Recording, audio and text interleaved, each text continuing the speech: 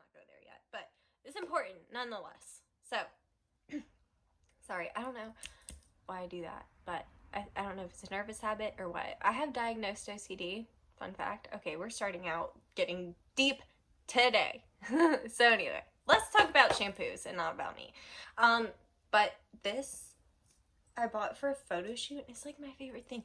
It just like makes me feel like, you know, Hill House, like that dress that she like wears around the house. Oh my god, me all day. I just ordered some other dresses that are kind of like that to like wear for that kind of thing or for photo shoots or whatever. Just you never know when you need a good dress, you know. And Forever 21 was having a very good sale for Black Friday, so that's what it did. Anyway, so let's talk about shampoo.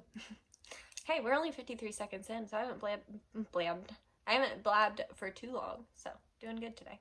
Regardless, so shampoos are so important, and I don't want to talk necessarily about brands. I'm gonna say some shampoos that I go for because I know that's gonna like literally be the next question. If I just tried to say like this is like, you know, vaguely like what, sorry, I think that may have been a bird. It's still like kind of daylight out, and every now and then I've got a little windows on the porch, and every now and then I'll get a bird that I just remembered there's one window over there that's kind of cracked because I have to plug my van into the dryer. Oh my god. If I got it, okay, I haven't gotten it. See, this is what I get for being like, oh, see, I was only 50 seconds in and I'm gonna start now, and now I'm talking about a bird. Anyway, so shampoos, like I want you to be able to look at any shampoo and decide for yourself whether it's something that you would be interested in. Because just because I like, you know, an eye groom something or a hydra something or whatever doesn't mean that's going to be your taste or maybe even the right shampoo for your climate, which is something that we're going to talk about later. Anyway, so let's kind of get into it. I put it in different categories of like kind of like the basic ones that you see, and then like I said, I'm going to kind of like group them together and like give you examples of like different shampoos that there are out there, and I'll tell you some that I like and so on. So let's get into it. So the first thing is our deep clean. This is like our dirty dog shampoo. So that's gonna be like your Hydra Extreme, your clarifying shampoos, like anything that like says like deep clean on it. That's gonna be like your higher alkaline, like harsher shampoos. Those are going to be the ones that you're going to want to follow with like a conditioner. Even if it's like a light conditioner, give it a little bit back if you're going to use something more harsh like that. Sometimes we need it on like a really dirty dog. So like that's the one, like if I get a dog that comes in that's like visibly dirty and like the water is like dirty, then that's the one that I'm going to use that on. And sometimes I'll use that for maybe a first bath, and then a second bath, you know, you could do like a moisturizing shampoo or like mix in something moisturizing. Like just make sure that if you do use something from that deep clean category that you finish up with something like moisturizing to put that moisture back in. I've talked about this a lot, so this is going to be repetitive for some people, but some people haven't heard this. So your hair is like a pine cone. This is the same for the dog's hair, okay? So it's like a pine cone, like, right? Like the little ridges in the hair. When you use one of these deep clean, high alkaline shampoos, it blows the cuticle wide open. And when you use the conditioner, it smooths those back down. Now, if you don't use conditioner, not only are these like wide open and fragile and now able to be damaged, but they're also going to stick together, so it's not going to want to dry. So it's very defeating to not condition after you use one of those. And that's the science of why it's that way. So fucking suck it if you don't like conditioner. Then we'll get into conditioners later. Maybe I'll make a separate video on conditioners. We're gonna talk a little bit about it now, but like if you want me to do a video on like same thing, like categorizing like volumizing conditioners and like moisturizing conditioners and like kind of knowing how to like look at a conditioner and being like, okay, this one's gonna be really heavy and this one's gonna be light and easier to use on this type of hair and whatever, we can go there. So anyway, again, the deep clean, I would say, like I said, it's more of, for me, a dirty dog shampoo. It's not my go-to for a dog that's greasy. And we'll get into that. I mean, I guess we can... No, we'll save it for the medicated portion. Okay, so like I said, it's high alkaline. That's going to be like your clarifying, your volumizing, your extreme. If you look at the bottle and it says deep clean, and that's another thing, like let's go ahead and talk about this early on. Please read your bottles. Get familiar with your product. Like even if you're like, okay, like you know, like I know when I pick up a volumizing shampoo, the gist of it. Like sometimes you'll be surprised, like companies like throw in their own twist and it's like a little bit different. So like read the bottles.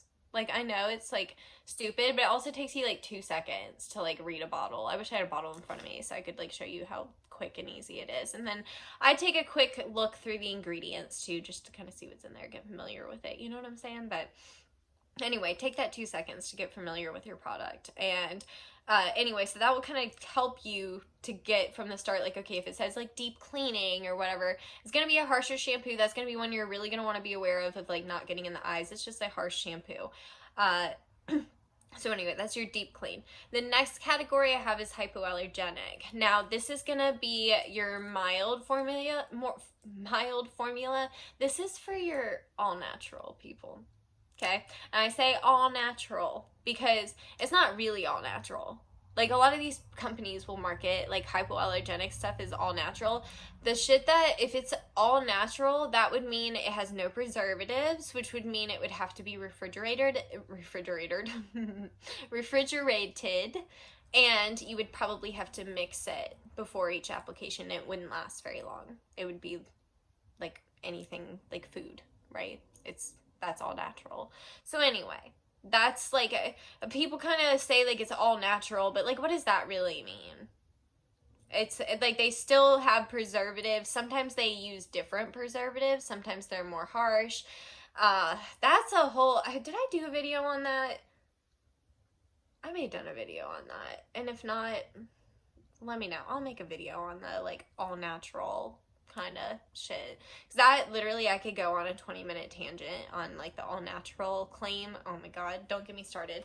But anyway, when you get one of those people and they're like an all natural person, they're like, oh my god, like, you know, I don't like anything harsh on my dog, like blah blah blah, that's what I use. And I use that because hypoallergenic is typically not, is going to be very low fragrance or fragrance free, which I do avoid fragrance free because fragrance free isn't really fragrance free. It just has a fragrance to mask the other fragrance. And some people like Jilly Mooch Grooms, she is actually allergic to one of the or like maybe all of the fragrance masking stuff. So anyway, she could tell you about it too. But anyway, that's why I avoid fragrance free. But typically hypoallergenic is not ultra strong fragrance. So those people that are like the more all natural people, they're gonna be like, oh my god, if it smells really strong, it's gonna be chemically to them, you know. So that's why I typically go for like a hypoallergenic on like those type of dogs.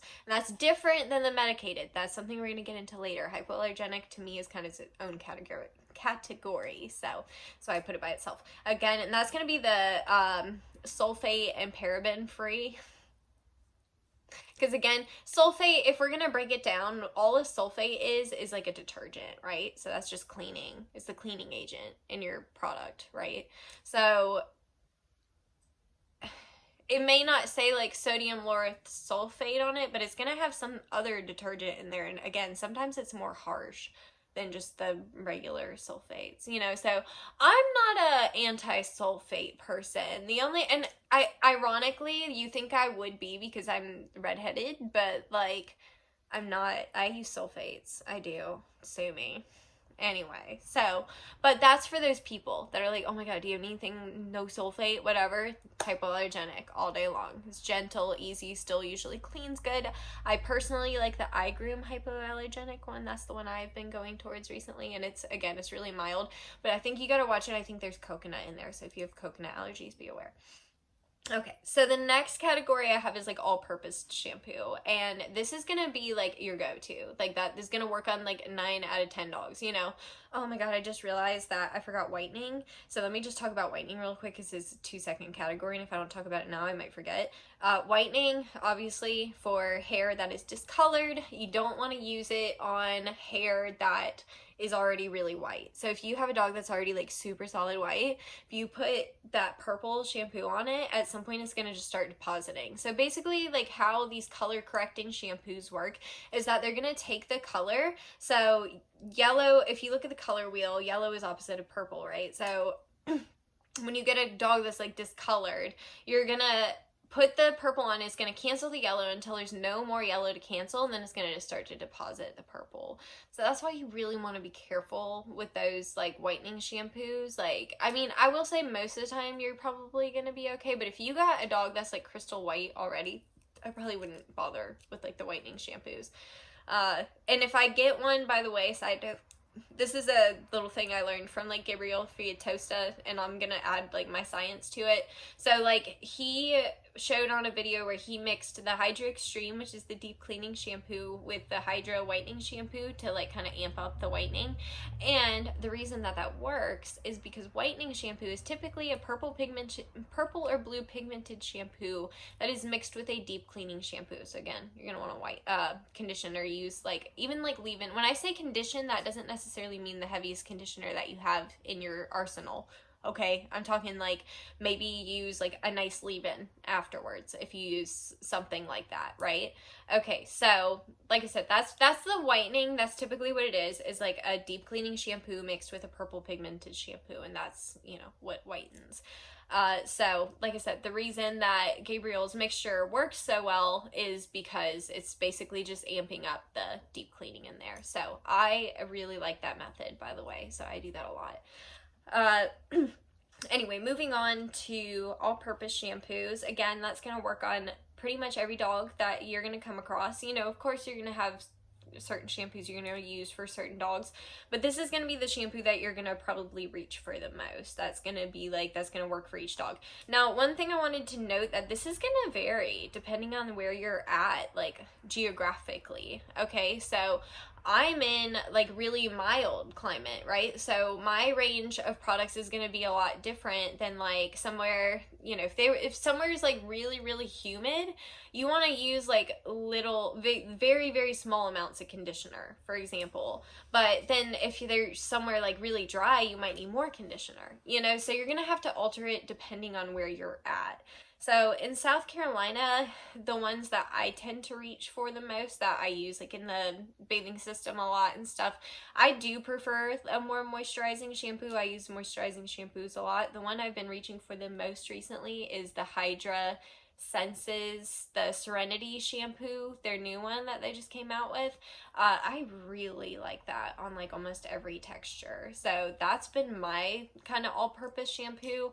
I think iGroom also has one, like a all-in-one, but theirs is the all-in-one shampoo conditioner, and I'm like, I don't know if that's gonna work on every dog, but regardless, your all-purpose is gonna, like, just think of that as like what shampoo you grab for pretty much everyone, other than like a dog that needs to be whitened or medicated or hypoallergenic, like, and you know, that's your decision as well if you want to charge extra for those. My service is luxury, so I include shampoos, and like it's not an add-on. Like if you need a medicated, you're gonna get medicated, and I don't do flea dips. That's not gonna be anywhere in here.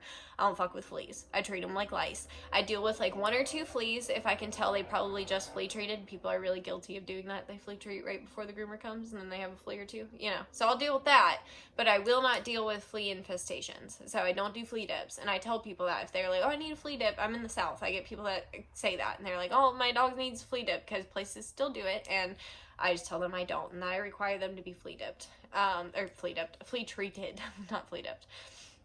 Anyway, so next category is our medicated shampoos. Now this is gonna be like, you know, this can be anything from like your vet shampoo, or you could kind of rope in like your specialty shampoos, like if you have a tea tree. I personally really like the charcoal and keratin from iGroom. I find that really works well in my greasy dogs, so what I was talking about earlier. Okay, so the reason I don't use deep cleaning shampoos on greasy dogs is that, okay, so why does, I'm going to give you a little, this is going to get real scientific. So your skin produces oil when it's dry. So your oil, basically, your skin's not producing that as a fuck you. It's because your body needs those oils. Your hair needs those oils. Like our hair would be really dry and damaged if we didn't have those oils that spread through our hair, right? So when you take something that is already greasy, you strip all that oil out, the skin freaks out. And it's like, oh my God, I just made all this oil and now it's gone. I better make more. So then you like just amped it up and you made the problem worse. But what you can do, I'm not saying you can never use like a deep cleaning. If you deep clean, you have to condition. But what I have found is if I use a good medicated shampoo like that charcoal and keratin, something that does clean well, but also like moisturizes, I can usually solve that greasy skin problem. Like way better. I've worked at shops that have used Dawn. I have. That's where I started. It was at a shop that was using Dawn. And guess what? A lot of their Yorkies were like insanely greasy. And I swear, I'll get new Yorkie clients and like 3-4 sessions in, I've like pretty much changed like their hair. Like they don't get greasy the same. And the parents will like comment on how clean they are and whatever. And it's like, it's because I'm not using super harsh shampoos on them because, like I said, it freaks the system out. So yeah, you're getting that oil off really quick. But have you ever noticed, like I would notice this sometimes at the other shop, like no matter how hard you clean them, it seemed like even as you were grooming them, as you were brushing them, like to do the haircut, they were getting greasy again because literally the skin's just like producing oil and you're just brushing it through. That's literally what's happening. So they never looked good even after they were done. So, little science lesson on why you should condition, and that's also why I don't use deep cleaning typically, like unless they're like really dirty. Sometimes they are just like really dirty and I'm like, okay, I gotta get this off of them first. I do like the clarifying shampoos for that too, like that's to me like kind of a start over thing, and then I condition after. Okay, so the medicated shampoos are typically going to be made to solve an issue, whereas like the hypoallergenic, like I said, it's just made to be a mild formula for just like anybody, whereas medicated is typically targeted towards a certain thing. So next category we have is moisturizing shampoos. This is my personal go-to. I love a good moisturizing shampoo. So that's gonna be, it's like a more gentle formula. It's very hydrating. This is gonna be like your de-shedding because of what we talked about earlier, where the moisturizing stuff is gonna close that cuticle. That's what we want. Like we want, like I'm not saying, you can definitely start with a deep clean shampoo on like a really dirty de-shed dog, but then finish with some moisturizing stuff to close that cuticle back up, and I'm telling you, your de-sheds will be so much easier. Like I've seen people in groups like say like, oh my God, I can't get like they'll be trying to do the thing like in the video where you see the hair just like slide out. They'll be trying to do that and they can't get it to work, and they're like, what's going on? And it's like, you probably didn't condition. And like, or if you did, you didn't use enough or something, because it's all, the hair's all stuck to itself. So that's what's happening. It's very counterproductive on many levels. Why? Because like I said, it's gonna take longer to dry. The hair's sticking to itself, so you're not even getting a good de-shed. And even after it's dry, you can be brushing forever, bro. I'm just saying. So use your good conditioning products when you've got something like a de-shed. And like I said, if anything's dry, like even like my Yorkies, I'll use a moisturizing shampoo on. Like the Hydro Moist I've found is pretty good on Yorkies. That vitamin E and argan from iGroom I've been using a lot on Yorkies. It leaves them really nice and shiny. Yorkies is always my go-tos. First of all, my favorite breed to groom, and they're also the ones with like the most difficult hair, so I feel like they're a good example. Shih Tzus are so broad, like you almost any of these shampoos would be fine on a Shih Tzu, you know what I'm saying? So anyway, Yorkies, like I said, I love a good moisturizing shampoo on a Yorkie. And then, like I said, I don't condition them. I'll like maybe use like a texturizing leave-in spray. Like, so I'll use like vitamin E shampoo on them, and then I'll get them out and use like a texturizing spray, like that red magic mist from iGroom, or they have, iGroom has one, it's in a, ow, my fucking knee. My mom got arthritis in her knees like when she was like really young, like in her 20s, and I'm sure if I went to the doctor right now, they'd be like, yeah, you got arthritis in your knee. I'm sure I do. Either way, need to do more yoga. That's all that's saying. That made me forget what I was talking about because my knee hurts so bad. So ridiculous. Yeah, you want a good moisturizing shampoo. It's really, really helpful. God, I wish I could remember. It'll come back to me. Just give me a minute. But yeah, it doesn't really need much after. Oh, I'm on the right track. I was talking about conditioning sprays. Yeah, I'll use the texturizing spray from iGroom. no, I tried. Anyway, so yeah, after you use the moisturizing shampoo, it doesn't need to, I typically, unless the dog is like super dry, like I'm like, damn, this shit needs some moisture, I won't condition after using a moisturizing shampoo. Whereas like maybe after an after an all-purpose, depending on the dog, I might condition, like if they feel kind of dry. You can tell, like when you rinse the shampoo out, if they feel like sticky and like shit, then they need to be conditioned, you know? Like, I don't know how else to explain it. Like, your hair, like, you know how your hair would feel like if you didn't condition it? Like, same thing, like with theirs. Like, and you can feel it. And then when it's too conditioned, it'll be like almost slimy. So you don't want to over condition either. So you want to find that sweet spot. So I can always just like feel on the hair. I'm like, this could use a little conditioner. This will be fine with just leave-in. There's so many times that I just use moisturizing shampoo and then just a leave-in. Like, that's literally like my go-to for my 4 to 6 weeks dogs. And then like maybe every so often I'll throw in a conditioner. Like right now when the seasons change and everybody's a little bit more dry, if I feel like the coat's a little bit dry after the shampoo, then I'll condition, like that kind of thing. But I think I probably will end up making another video on like conditioners and like when I use conditioners, so which is not super often. I use the Chris Christensen After You Bathe. It's for terriers. I use that a lot because like I said, I do a lot of Yorkies. I do a lot of Schnauzers and dogs with that really fine texture that's hard to work with. That's like kind of my specialty. So that's why I love that Chris Christensen for that. But yeah, I'll probably make another video on conditioners. But I think that this video was really necessary because I think it's really necessary to understand your products. I want you to like, so okay, like again, if you get like a dirty dog shampoo that comes in, you're gonna want to go through all-purpose. You know, somebody that's like, oh, like I really don't like harsh shampoos, make sure you got a hypo. You know, your all-purpose shampoo, what's your go-to, right? Medicated shampoo, your whitening shampoo, don't forget your whitening like I did. I have whitening in my van, I do always keep that. So when you get the dog that's stained, make sure you have your whitening. Your medicated for your greasy dogs, or like your dogs that I'll use it for like my dry, it's itchy skin dogs. If like the ones that are like, do you have anything good for like my dog has this skin problem, you know, whatever. And sometimes you need to be like, you gotta go to a vet. But if it's like my dog's really itchy, then I'm like, oh, they probably need a good moisturizing, maybe medicated. That's my charcoal and keratin. I'll go for that. If somebody's like, oh, they're really itchy, I'll go for that. Or like the vitamin E and argan to try to help with the itch. And the charcoal for the greasy armpit ones, you know, the ones that get like yellow greasy, seriously, that charcoal and keratin makes them beautiful. It makes them beautiful, you guys. Like, it blew me away. I don't use their conditioner. I've heard that it's not great for every dog, but I just ordered the 13 product kit from my Groom. I wonder if that's in there. I didn't even look. I just ordered it because I was really excited about it. It was like a 13 product bundle. It was like $125, which I thought was pretty reasonable. That's like 10 bucks a product, right? A little less. So that's pretty fair in my opinion. Either way. And then like I said, moisturizing.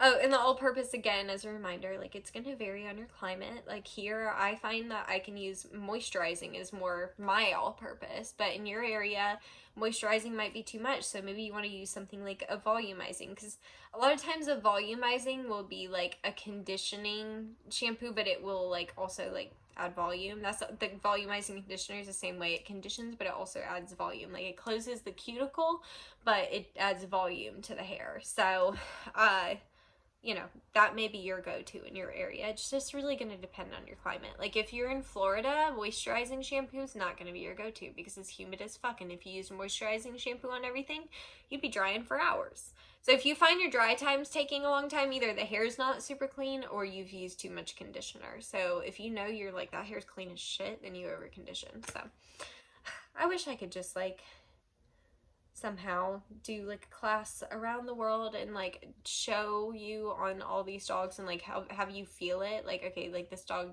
do you feel it? It's good, like it doesn't need conditioner. And this one, you feel how dry it is, it does need conditioner. You know, I wish I could just show you guys that because it's so much like off of like feeling and touch. Like, isn't it amazing as humans, this stuff? Like I can literally like look at a dog and like take a second, like I'll like I'll show you what I do. Here, Steve. I'm so glad I got this dog for a test dummy and everything else. Okay, so I'll take the dog and I'll just like go like this and just kind of brush up on the hair and look down at the skin. And like I'll look, I mean, first of all, you can see if they have fleas. This is a good spot to look for that. This is also an area like right above the tail here. If they have dandruff or anything like that, that shows up here a lot. I've noticed like a lot of skin issues seem to show up here. So I'll again just kind of like push backwards on the hair and kind of see and like get a quick evaluation of like what their skin needs if I'm not sure. A lot of times like I just look at them like that dog needs de-shedding or that one's dirty and needs this, you know what I mean? But sometimes if I'm not sure, I'll look at their skin, I'll look at their coat and kind of see what they need. So, and I also advertise that as part of my service. I'm like, I give you custom shampoos to fit your dog's needs, which I am doing. I just amp it up and make it sound very fancy, which it is very fancy. I paid a lot of money to understand how this works. I went to hair school. Did I say that? That's where I got this knowledge, was from hair school. I do believe I have done this video before, but I based it off of my hair school book, and I don't think I related it as much into grooming. Like when I made that video, I was thinking more of it from a cosmetologist point of view instead of like from a dog groomer's point of view. So anyway, I hope this cleared it up for anybody that is wanting to understand their shampoos a little bit better, so they kind of know what they're doing when they're shopping for shampoos.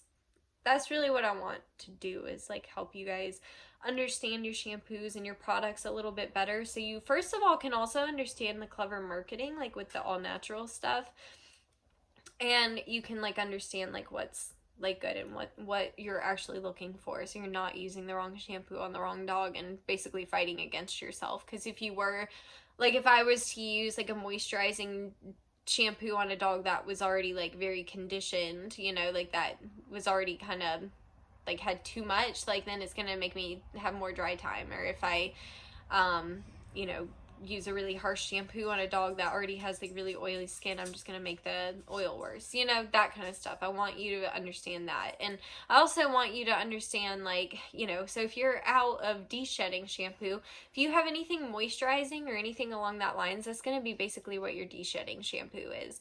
Like, you know, they're gonna be formulated with some things that they may also like be, you know, closing the cuticle and like that kind of stuff in the de-shedding stuff, but like for the most part, they're all going to be about the same. So you can use like a moisturizing shampoo and still get similar effects as a de-shedding. So if you were out of de-shedding, for example, you could use that. But yeah, I just want you guys to be familiar with your products so you're not just tricked by marketing, because it's easy to be tricked by marketing. That's just the reality. So anyway, I hope this cleared things up for you, and yeah, makes your life easier. So anyway, say bye to Steve. Max is like dying to like walk through the center here, but I have like all these lights set up and shit so you guys can see us. And anyway, I'm not letting him pass, so he's huffing and puffing. So anyway, I hope you guys enjoyed the video, and yeah, we shall see you soon. Say bye. Say bye, Steve. Bye.